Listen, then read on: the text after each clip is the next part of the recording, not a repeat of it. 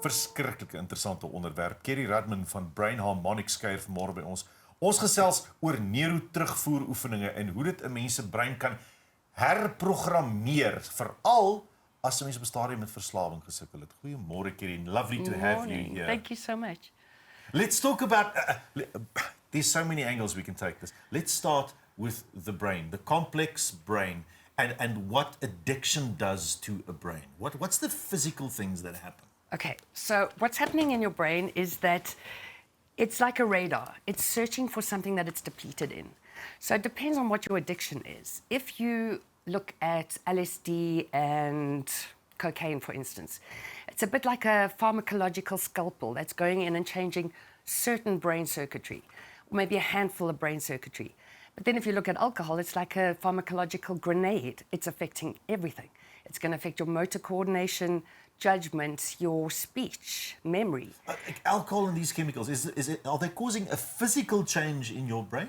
Absolutely. Your dendrites look a little bit like a tree. It's rebranching the tree. So we don't know how it rebranches. It's a bit like having a thief come into your house and delete any files that they want off your computer. You don't know which ones are being deleted and how that's then going to affect your functioning. Wow. Okay, so now that we know how to fix, why do people get addicted? Okay, so it's really about survival. Your brain and your body is an incredible design. If you are depleted in something, for instance, if you are looking for alcohol, you're depleted in beta endorphins, which means you probably have around about 3 times less than other people. When you drink alcohol, you get a burst of beta endorphins and it feels good. It's a feel-good hormone. Yeah, the endorphin is a feel-good. Yeah. Yes. So it feels so great for somebody who's depleted in it that they're going to search for more. They actually want to drink more because they get a bigger burst of it. If you are a methamphetamine addict, you're low in dopamine. So your brain is looking for something that is going to give it the exact thing that it's depleted in.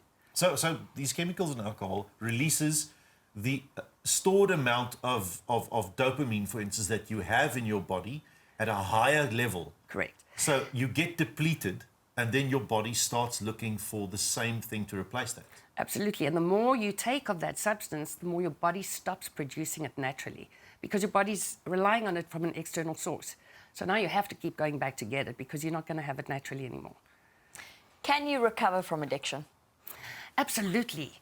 Our brains are incredible. Neuroplasticity happens at any age. It doesn't matter what we've been through. Because your brain knows how it started and it was balanced when it started, your brain can recreate pathways and overcome anything.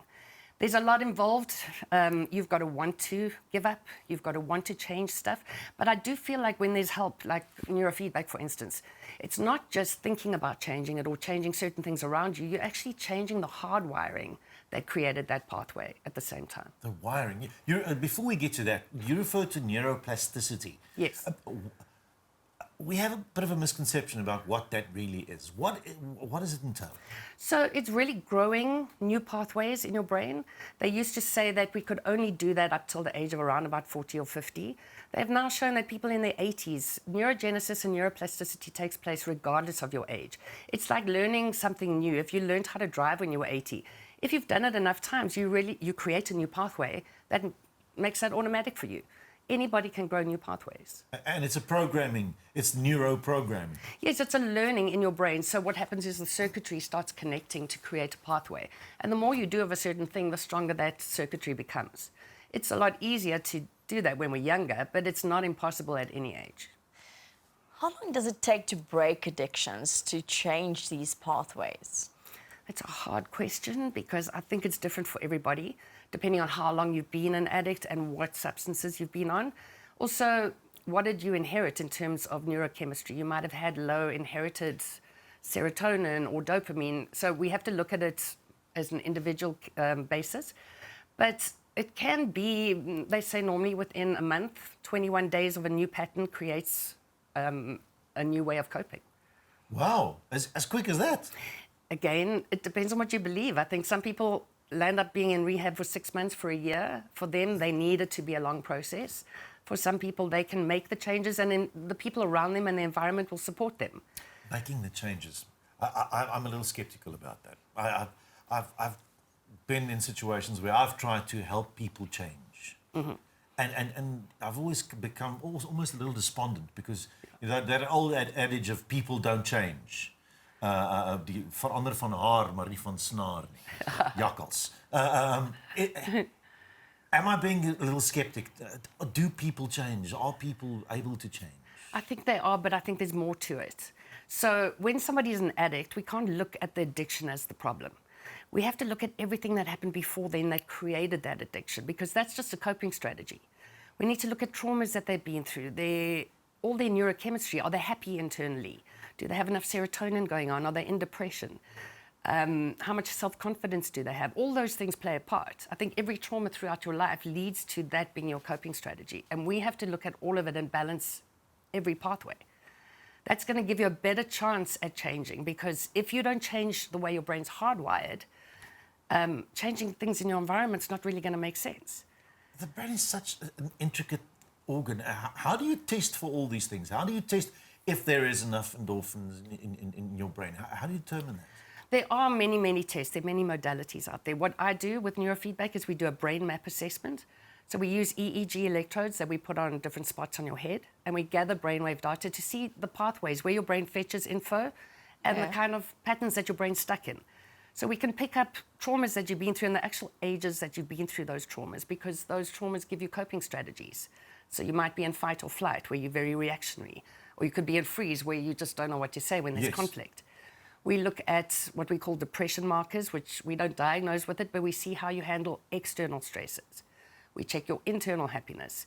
And then we look at many other factors. We look at memory and focus on 5 levels. So we're looking at where your brain's fetching information. Some people have a lot of fog in the front of their head. So when you're listening to somebody or really focusing, you're not taking the information in. It's just that it's sitting in the wrong place. It actually needs to be at the back so you can sleep at night. And we look at it as a whole. So each brain is unique, and we have to look at the combinations of imbalances that each brain might have. So when you do this, and I'm going to call it analysis of the brain, do you sometimes pick up things that people didn't even know was there? Absolutely. We can pick up Alzheimer's up to 5 years before people know that they have it. I have had people where I've done an assessment and said, you've got some issues with your short-term memory, and they disagree and say, no way. And a year later, they'll come back and go, oh, I really feel it now. So when we do checkups for everything. You go to your dentist and your GP and everyone else. Why not check out your brain? Because if something like that is coming, the quicker we can rectify it, the better for you.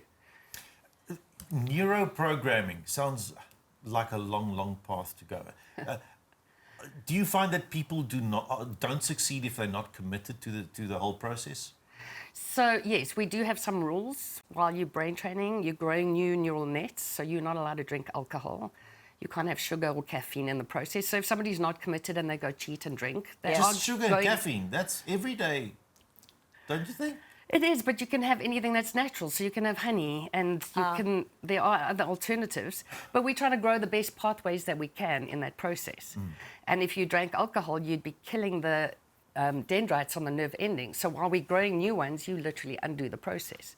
So in not being committed and cheating, you can definitely not get results. Environmental issues, especially nowadays.